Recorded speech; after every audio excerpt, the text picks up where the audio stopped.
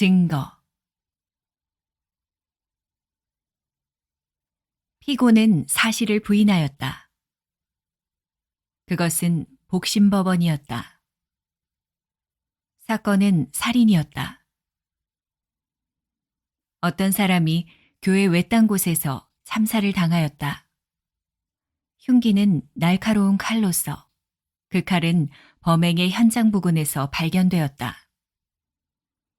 그 피해자는 교회에 사는 사람으로서 짐작컨대 밤늦게 돌아가다가 그런 변을 당한 듯하였다. 피해자에게서는 시계와 돈 지갑이 없어졌다. 반지도 끼었던 자리는 있는데 현품은 없었다. 그 피의자로 잡힌 것이 S였다. S의 집에서 피해자의 돈 지갑과 시계와 반지가 발견되었다. 더구나 강도 전과, 협박 전과 등등 몇 가지의 전과는 그의 범행을 이면으로 증명하는 증거까지 되었다. 그리하여 피고는 제1심에서 사형 선고를 받고 공소하여 여기까지 온 것이었다. 1심에서부터 피고는 꾸준히 범행을 부인하였다. 자기는 그날 밤 우연히 그곳을 지나다가 웬 참살당한 사람이 있는 것을 보고 달빛에 그 가슴에 금시계줄이 번쩍이는데 욕심이 나서 그것을 떼었으며 그러는 가운데 욕심이 더욱 나서 몸을 뒤진 결과 돈 지갑과 반지를 얻었다. 이것이 피고의 변명이었다. 그러나 이 변명은 아무도 믿지를 않았다. 더욱 그의 이전의 거친 생활은 듣는 이로 하여금 그의 말을 더 불신하게 하였다. 검사의 요구로서 몇 사람의 증인도 불렸다. 한 사람은 어떤 카페의 여급이었다.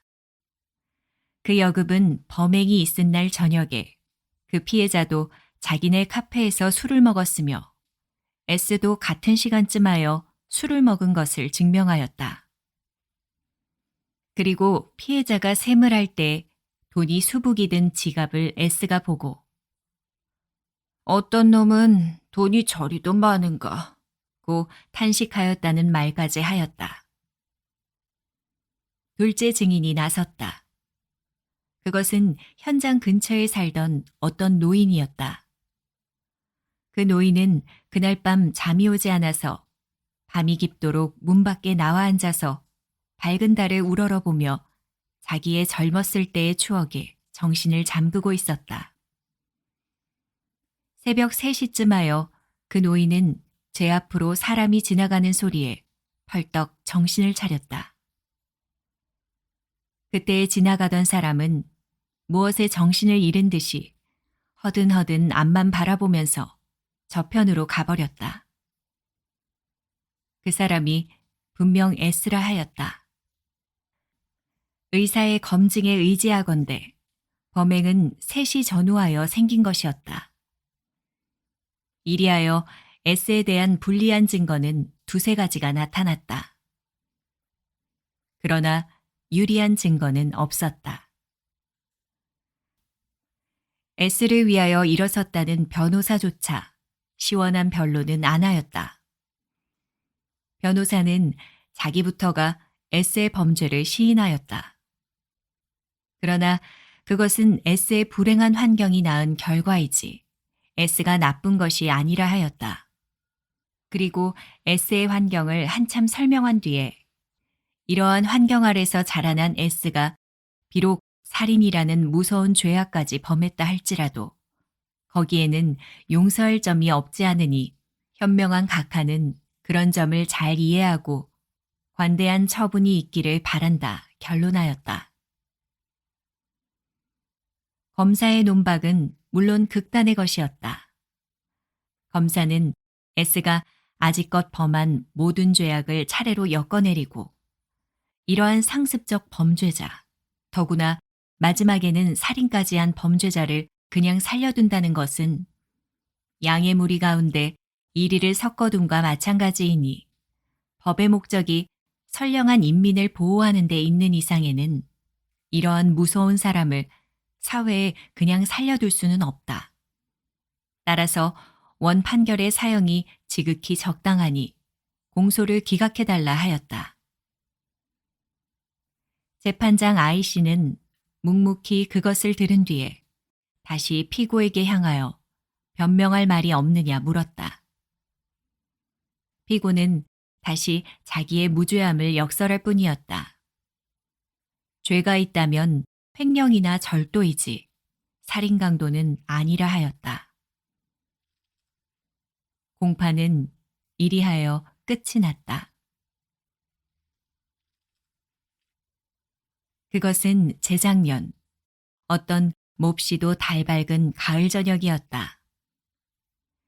30년을 동고동락하던 사랑하는 부인을 얼마 전에 잃고 쓸쓸하고 애끓음에 참지 못하여 아이 씨는 밤에는 늘 교회에 산보를 다니는 것이 어느덧 버릇이 되어 있었다. 더구나 이런 달 밝은 밤은 그로 하여금 더욱 집에 들어박혀 있지를 못하게 하였다. 아이 씨는 교회에 산보를 나갔다. 피곤하고 쓸쓸한 다리를 이리저리 끌고 다니던 아이 씨는 어떤 솔밭까지 이르러서 거기서 잠시 몸을 쉬려 하였다. 잠시 쉬려던 아이 씨는 좀 채 일어서지 않았다. 그 자리에 주저앉으면서 묵상에 잠긴 아이 씨는 다시 일어서기를 잊어버린 것이다. 이곳저곳으로 윗관청의 명령 한마디에 떠나다니지 않을 수 없는 불안정한 하급관리 생활의 몇 해. 그때의 많고 많은 고생이며 어려움을 한마디에 쓰단 말 없이 참고 지낸 부인. 현숙하고도 온순하던 부인. 아이 씨의 일생을 통하여 수없이 만난 많은 곤란 앞에 잘못하면 아이 씨가 거꾸러지려 할 때마다 뒤에 숨어서 그를 격려하려던 부인. 아이 씨가 오늘날 겨우 얻은 복심법원 수석판사란 지위의 뒤에는 부인의 쓰리고 아픈 참을성이 얼마나 많이 섞여 있는지 알 수 없었다. 그 부인을 겨우 지위가 좀 안정된 오늘에 잃었다는 것은 아이 씨에게는 무엇보다도 큰 원통한 일이다. 그 잃은 부인의 추억에 잠긴 아이 씨는 세상 만사를 잊었다. 그리고 묵묵히 앉아서 눈물겨운 생각에 한숨을 짓고 있었다. 몇 시간이나 지났는지 아이 씨는 무슨 소리에 정신을 차렸다. 그리고 눈을 들어보니까 저편 앞길에서 어떤 두 사람이 다투고 있었다. 때때로 들려오는 말귀로 계집에 대한 원한으로 서로 다투는 모양이었다. 그러더니 한 사람이 괴상한 부르짖음을 바라며 넘어졌다. 넘어지지 않은 사람의 손에는 달빛의 칼이 번쩍였다. 아이 씨는 옴짝을 못하였다. 꿈일까? 목마의 습격을 받은 듯이 가슴이 서늘하게 되면서 아이 씨는 옴죽을 안 하고 망연히 그곳만 바라보고 있었다. 그 사이에 많은 범죄 사건을 취급해온 그였지만 눈앞에서 실행된 이 사건에 대하여는 아이 씨는 꿈과 같이 바라보고 있을 따름이었다. 가해자는 달아났다. 그러나 아이 씨는 그냥 망연히 앉아 있었다. 좀 뒤에 또 한 사람이 그 길에 나타났다. 비틀비틀 술 취한 사람으로서 갈지자 걸음으로 지나가다가 방금 그 현장 앞에까지 이르렀다. 그리고 눈앞에 누워있는 사람의 몸을 흠칫한 그는 발로써 툭 한번 차본 뒤에 이해하지 못하겠다는 듯이 연하여 쓰러지려는 몸을 그곳에 버티고 섰다. 그런 뒤에는 눈에 초점을 맞추는지 머리를 이리 기웃 저리 기웃 한참 그 송장을 내려다보고 있다가 문득 송장 위에 몸을 굽히더니 주머니를 뒤졌다. 그리고 몇 가지의 물건을 얻어내서 제 주머니에 집어넣은 뒤에 그제야 겁이 났던지 뒤도 돌아보지 않고 시가 쪽을 향하여 달아나 버렸다. 이리하여 법률의 대행인인 아이씨의 눈앞에서 한 가지의 살인 사건과 한 가지의 절도 사건이 생겨난 것이었다. 그때의 그 살인의 범인은 체격이 장대한 사람이었다. 그런데 범인으로 잡힌 S씨는 단단하게는 생겼지만 키가 작았다. I씨는 자기가 맡은 이 사건이 2년 전에 제 눈앞에서 실행된 그 범죄 사건임을 깨닫는 순간에 S가 진범인이 아니고 한낱 절도에 지나지 못함을 알았다.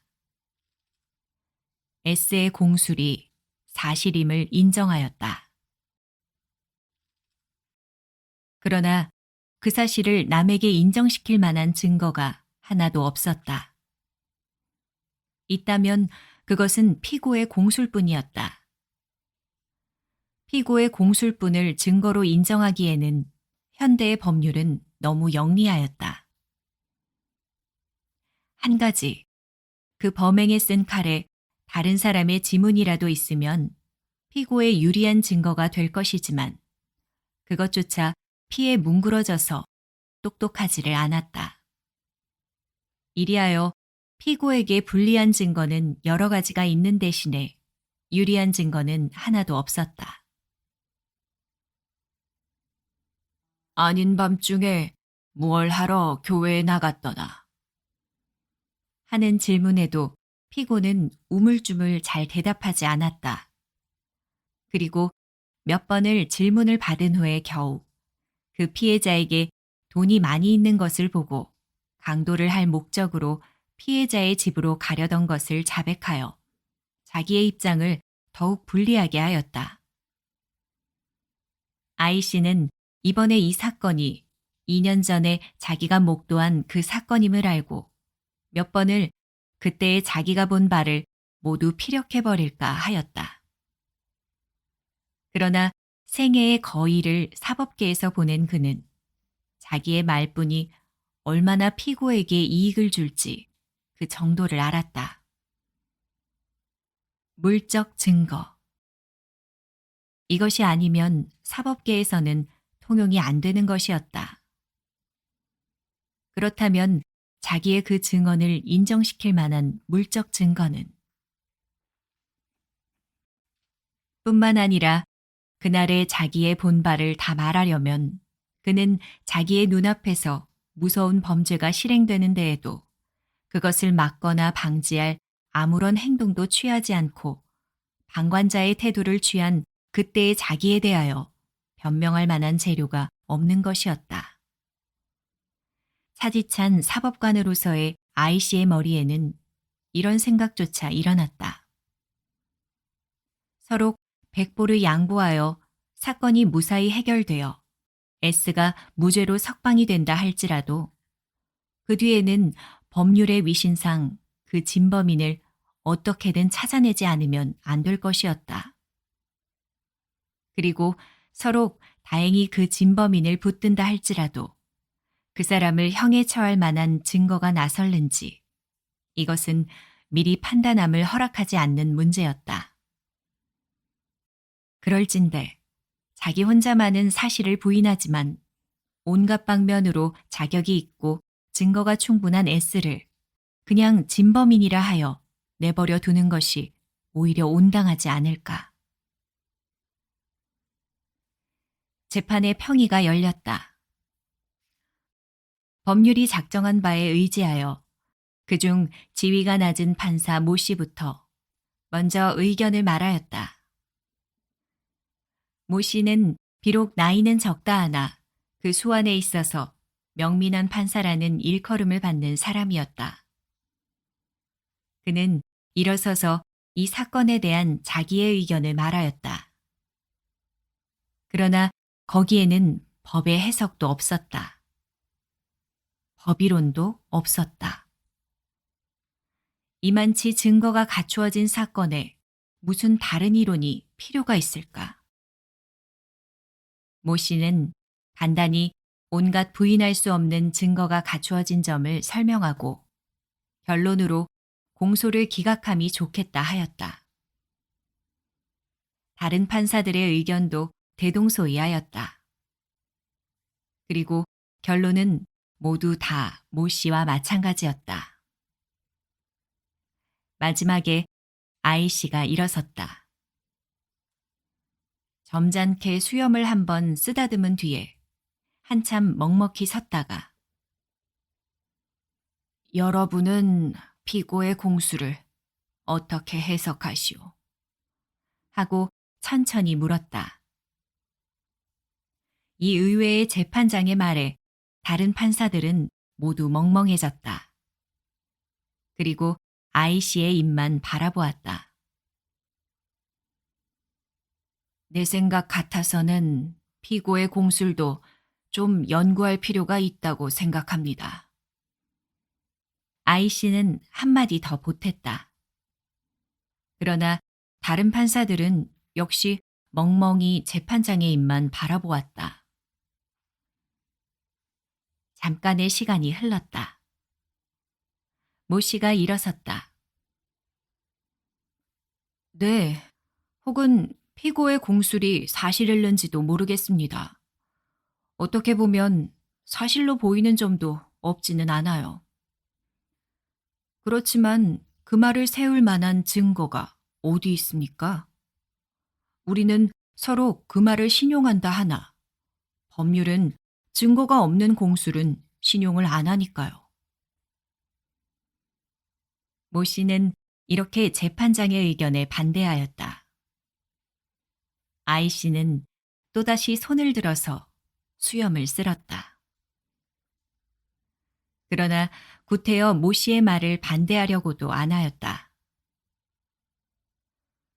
아니, 그렇겠다는 것이 아니라 그럴지도 모르겠다는 의견뿐이외다. 아이 씨도 제 말을 흐려버렸다.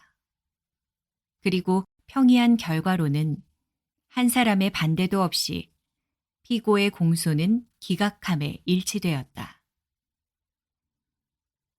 일주일 후에 판결이 내렸다. 판결은 물론 피고의 공소는 이를 기각함이었다.